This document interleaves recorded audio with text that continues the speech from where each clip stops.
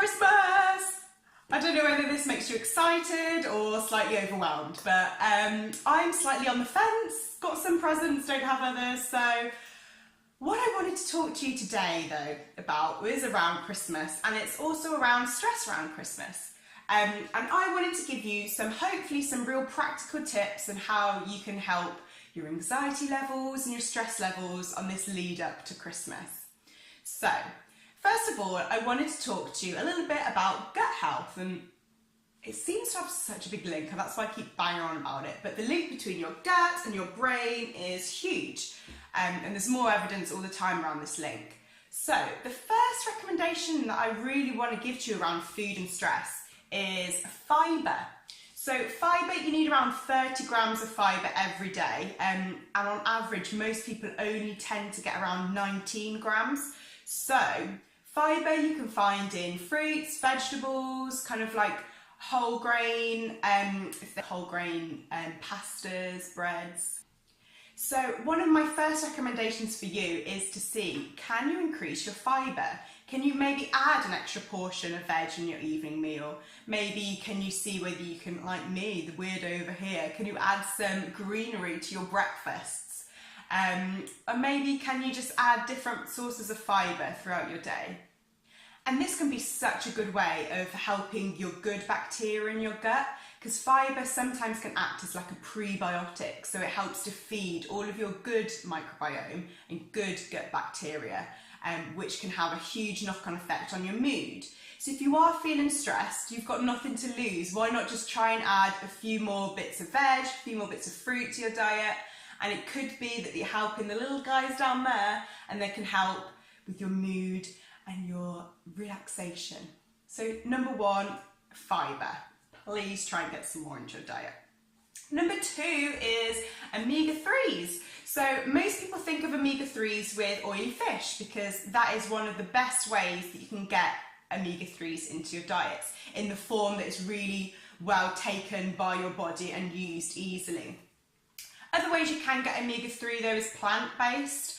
So you can get them through flaxseed, chia seeds, but this is in a form that's not as easily converted in the way that your body likes it, and actually only converts around 1% of what you need. But it doesn't matter if you don't want to eat fish, you can include things like algae oils, which are a really good way of increasing your DHA, which is what's in the good stuff within omega-3s. So why would I bother with omega-3s? Well, omega-3s have had loads of research between how you use them and how they can impact your mood and impact your brain health. And they're not 100% sure of why, but because science is never 100% sure of why. But what they do think is maybe that omega-3s can help with kind of signs of inflammation in the body. And they have found in research sometimes that when compared to kind of like medication around antidepressants and omega-3s, that sometimes omega-3s have actually got the same impact as antidepressants, which is amazing. And it's amazing that we can get these things through our food. So if you are feeling a little bit stressed, again, you've got nothing to lose. Why not try and add some oily fish like salmon or mackerel, sardines into your meal? And if you're don't eat fish, then that's fine. You can also look to add things like chia seeds, flax seeds, but just be aware that you might not be getting as much as you think. So it could be that you supplement with things like algae oils and things like that instead, just to help you along your way. The third recommendation is all around magnesium. And magnesium is a mineral which is basically involved in around 300 different body processes in your diet. So it's really important for kind of like brain health, mood, and loads of other things within the body.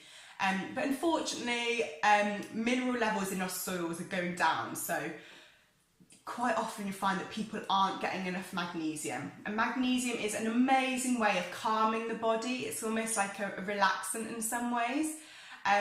So by able to increase your magnesium through your food can hopefully help with Christmas stress.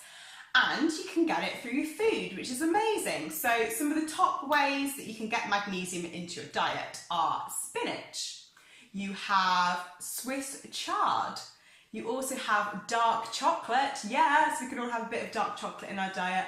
Pumpkin seeds are amazing, almonds, black beans, and of course my absolute favourite, avocados on the high magnesium list. So why not try and add some of these foods into your diet? And if you are feeling really stressed, like I said before, eating fresh, wholesome foods is one of the best ways that you can help with your anxiety levels. Want to do even more? Why not look to try and do little bits of mindfulness through your day as well? So I know that Christmas is a really, really stressful time, but also it should be an amazing time. You're spending time with your family and your friends, you get to eat loads of amazing foods. So I really hope that you enjoy this lead up to Christmas. And I hope that my little tips around what you can eat to maybe help you with stress levels can help too.